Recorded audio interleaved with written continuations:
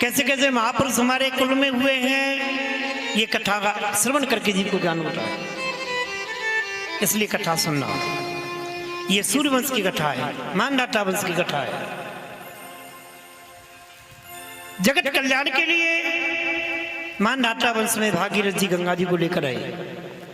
इसी वंश में राजा खटवांग हुए। खटवांग के पुत्र महाराज दीर्घबाहु, दीर्घबाहु के पुत्र हुए महाराज रघु, जहां से रघुवंश ला। एक बार राजा रघु ने सर्वसमर्पयामी यज्ञ किया। अपने तन के बस के अतिरिक्त अपने पास कुछ नहीं रखा, समाज के धर्म के लिए सब कुछ अर्पण कर दिया। तो उनका यश संपूर्ण सृष्टि में फैल गया।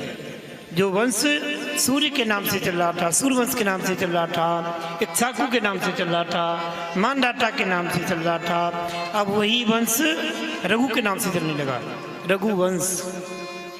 इन्हीं महाराज रघु के पुत्र हुए अज, और अज के पुत्र हुए महाराज दशरथ। और दशरथ जी के यहाँ स्वयं भगवान मर्यादा पुरुषोत्तम राघवेंद्र सरकार अपने अंशों के सहित श्री राम, भरत, लक्ष्मण, शत्रुघ्न के रूप में प्रकट हुए। बोलो राघवेंद्र सरकार की जय हो। श्रीमद् भागवत में नवम स्कंद में 10वें अध्याय में इस कथा का वर्णन किया गया। श्रीमद् भागवत में 2 अध्याय में राम कथा का वर्णन किया गया। सुखदेव जी ने तो इच्छा करी कि मर्यादा पुरुषोत्तम भगवान श्री राम का चरित्र मुझे विस्तार से वर्णन करके सुनाए, लेकिन समय कम, कथा ज्यादा, तो इसलिए स्पर्श करते हुए कथा को सुनाते हैं। 2 अध्याय में कथा सुनाते हैं। जब महाराज अयोध्या के राजा दशरथ जी थे, उनकी 3 रानियां थीं, कौशल्या, कैकेयी, सुमित्रा। साधना, उपासना, क्रिया, ये दशरथ जी की 3 रानियां। दशरथ जी की कोई संतान नहीं थी और संतान की कोई कामना भी नहीं थी। एक दिन दशरथ जी की गुरु माता अरुंधति अपने पुत्र को गोदी में लेकर के दशरथ जी के महलों में पधारी। महाराज दशरथ जी ने देखा, तीनों रानियों ने देखा गुरु माता पधार रही हैं, तो गुरु माता का स्वागत सम्मान किया, आसन दिया, निवेदन किया। माँ, आज अचानक आपका दर्शन हुआ, अहो भाग्यम। गुरु माता की गोदी में जो लाला था ना बालक, रोने लगे। तीनों रानियां कहने लगी, गुरु माता ये गुरु पुत्र क्यों रो रहा है, क्या चाहता है, हम इसके लिए क्या मंगाएं। अरुंधति कहने लगी, तुम्हारा जो गुरु पुत्र है इसलिए रो रहा है, देख रहा है यहाँ तो कोई बालक नहीं है महलों में, मैं किसके साथ विद्या अध्ययन करूँगा, किसके साथ मैं खेलूँगा। ये सुनकर के दशरथ जी के मन में एक बार जीवन में गिलानी भई कि मेरे पुत्र नहीं है, पुत्र नहीं है। ये एक बार की कथा है। श्री रामचरित्र में एक बार शब्द का वर्णन कई बार आया है और उसमें कोई विशेष ही आनंद छिपा हुआ है। रामचरित्र में कहते हैं एक बार दशरथ जी के मन में गिलानी भई कि मेरे कोई पुत्र नहीं है।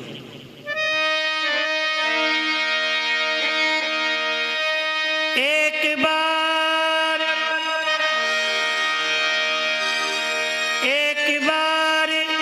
भूपति मन माहे, एक बार भूपति मन माहे, भई गिलानी मोरे सुत नाहे। ओ एक बार भूपति मन माहे, बही गलान मोरे सुत नाहे। गुरु गृह गयो तुरत मई पाला, चरण लागी कर विनय विसार, निज सुख दुखी सभी गुरु सुनावा, कहे बस श्री बहु विधि समझावा।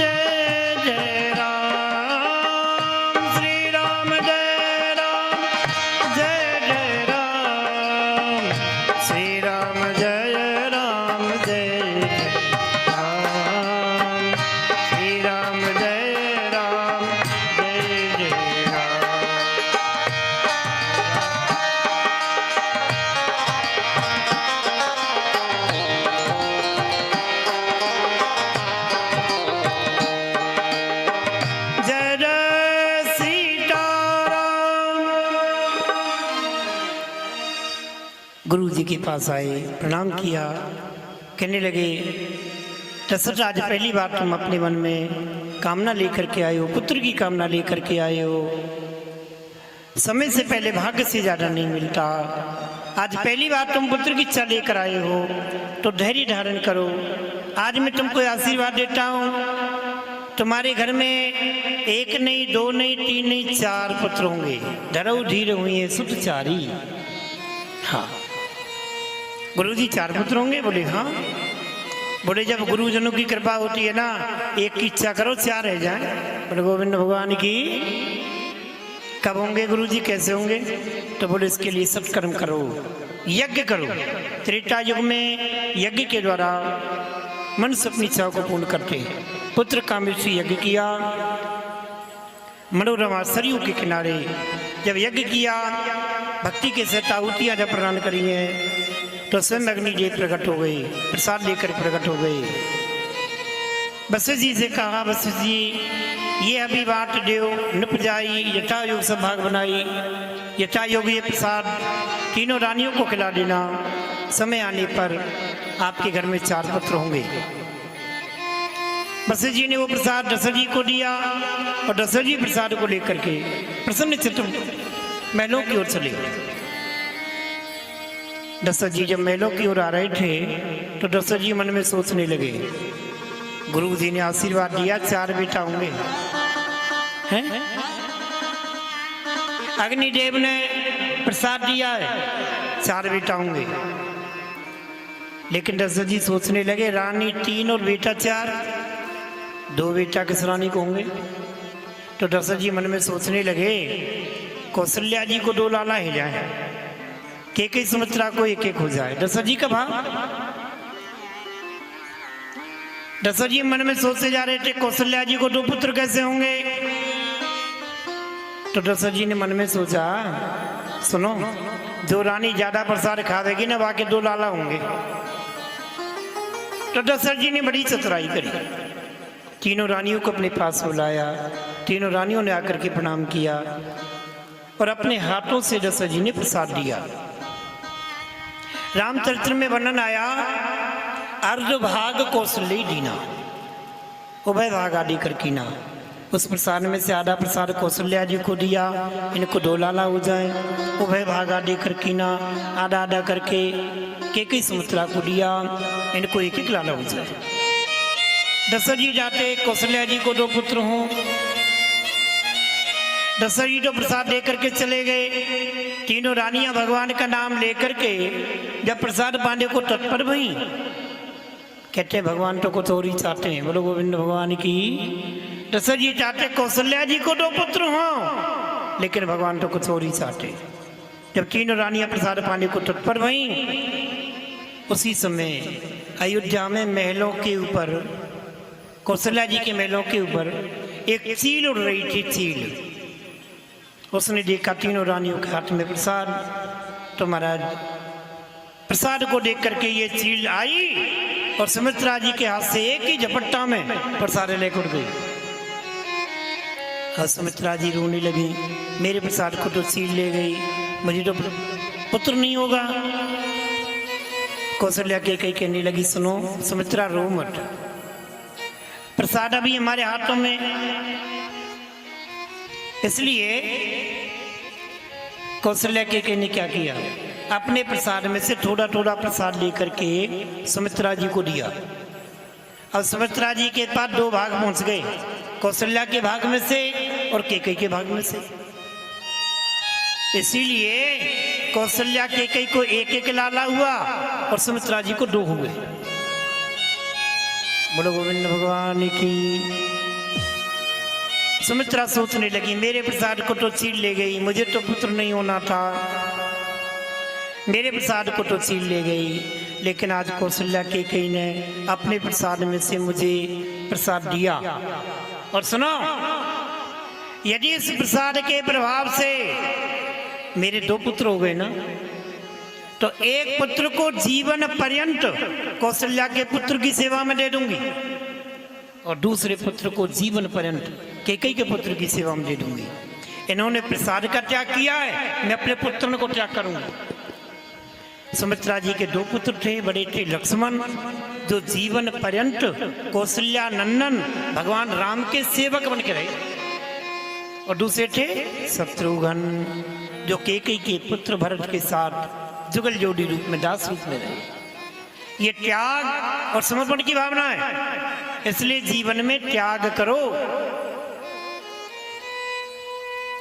जिसने त्याग किया उसी को प्राप्त हुआ है, जैसा त्याग किया वैसा उसको मिला है।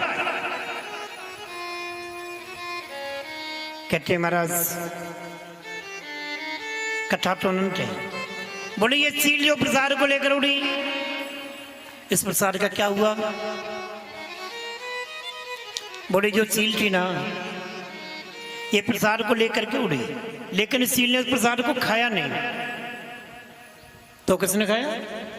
बोले ये चील जो प्रसाद को लेकर उड़ी, अंजने पर्वत पर अंजना जी तपस्या कर रही हैं, तो ये प्रसाद ले जा करके उस चील ने अंजना जी की गोदी में रखा, और उसी प्रसाद से, सुनो, इसी प्रसाद से अंजना जी ने श्री हनुमान जी को जन्म दिया। बोलो हनुमान जी महाराज की जय हो। उसी प्रसाद से हनुमान जी का जन्म हुआ। बोले महाराज ये चील कौन थी, क्यों करके प्रसाद को लेकर के उड़ी, और उसने प्रसाद खाया क्यों नहीं? बोले सुनो, ये जो चील थी ना, पूर्व जन्म में, पिछले जन्म में ये ब्रह्मलोक की अप्सरा थी, इसका नाम था सुवर्चला। सुवर्चला अप्सरा। एक बार ब्रह्मलोक में देवराज इंद्र पधारे, ब्रह्मा जी ने कहा स्वागतम, देवराज पधारिए, आपका स्वागत है। देवराज इंद्र कहने लगे, पिता में हमारे स्वर्ग में बड़ी सुंदर सुंदर अप्सराएं हैं, नृत्य गान करती हैं, आपके यहाँ कोई है जो हमारा मनोरंजन कर सके? ब्रह्मा जी बोले ये तो ब्रह्मलोक है, यहाँ सृष्टि की रचना होती है। तो उसी समय ब्रह्मा जी ने एक अप्सरा प्रकट की जिसका नाम सुवर्चला। प्रणाम करने लगी, मेरे लिए आज्ञा। ब्रह्मा जी ने कहा सुवर्चला ऐसा नृत्य गान करो, इंद्र प्रसन्न हो जाए। तो देवराज इंद्र के लिए सुवर्चला नृत्य गान करने लगी, ऐसा दिव्य नृत्य किया कि महाराज देवराज इंद्र खुश हो गए। अब जैसे ही अप्सरा ने इंद्र की ओर देखा, इंद्र के गले में एक मोतियों की माला थी, बड़े ध्यान से सुना, इंद्र के गले में एक मोतियों की माला थी। अप्सरा ने देखा बड़ी सुंदर माला है, कहीं ये माला मेरे पास होती। अच्छा, इंद्र भी जान गए कि अप्सरा मेरी माला की इच्छा कर रही है, तो प्रसन्नता में इंद्र ने वो माला उतार करके इस अप्सरा की ओर फेंकी, और सुवर्चला ने इस माला को झपट लिया।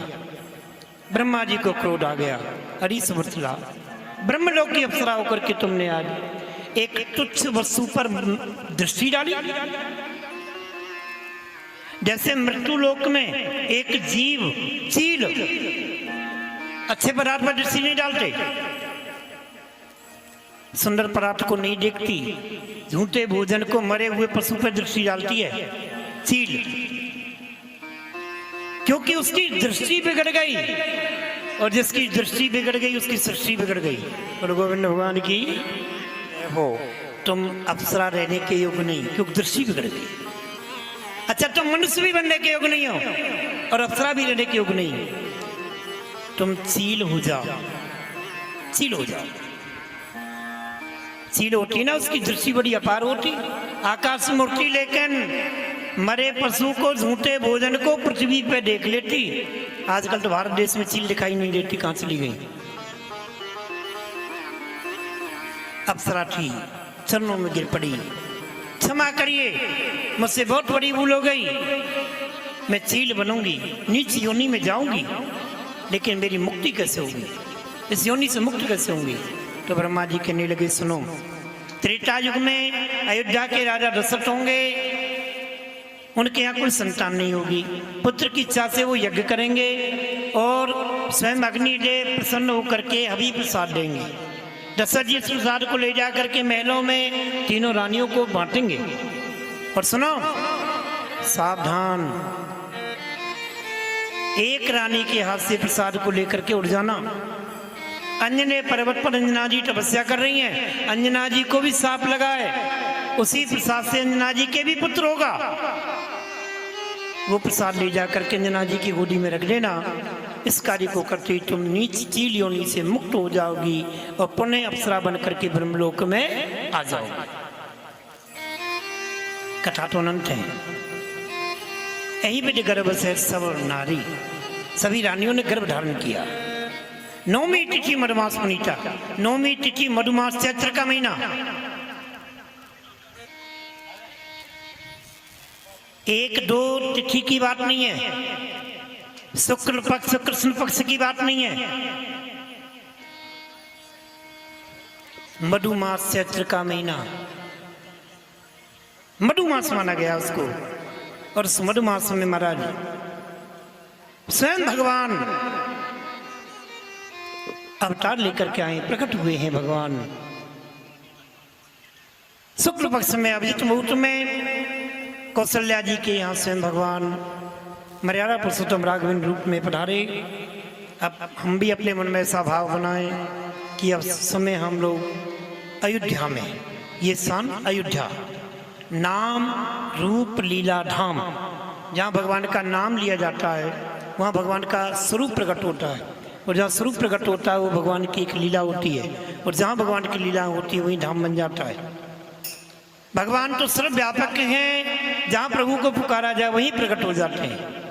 तो मन में ऐसा भाव बनाओ कि हम इस समय अयोध्या में, और आज कौशल्या जी के भवन में हम भगवान श्री राम का प्राकट्य हुआ है, भगवान के प्राकट छवि का दर्शन कर रहे हैं। प्रेम से जय जयकार करें।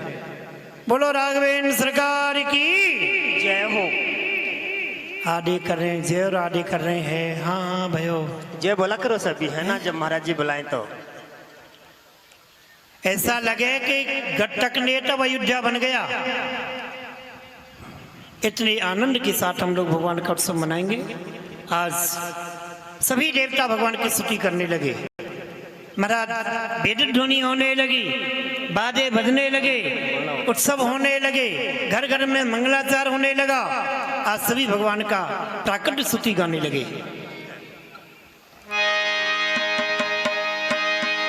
भाई प्रगट कृपाला दीन दयाला कौशल्या हितकारी, हर में तारी मुनि मन हरि अद्भुत रूप विचारी, लोचन अभिरामा तनुगन श्यामा, निज आयु भुज चारी, भूषण बनमाला नैन विशाला, शोभा सिंधु खरारी। ताली बजा करके अब उत्सव प्रारंभ में गा लियो, नाच लियो, ऐसा लगे कि बन गई अयोध्या।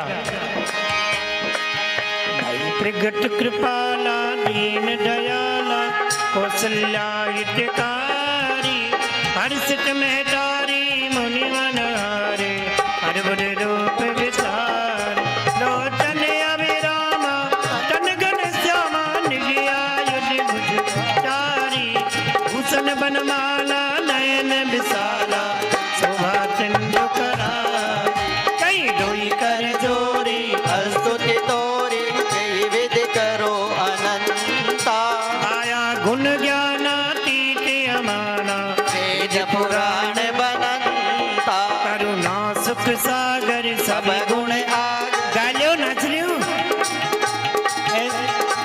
बोसन के हाथ में प्रसाद लग रहा हो, प्रसाद में जाने कीर्तन गावे प्रसाद है बामे।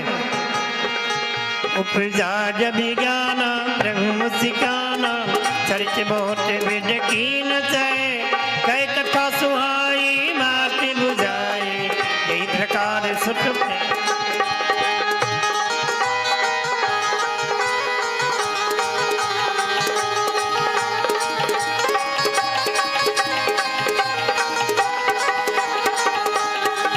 कई कथा सुहाई मात बुझाई, कई प्रकार सुत प्रेम लय, माता पुन बोली सोमति डोली, तजउराती है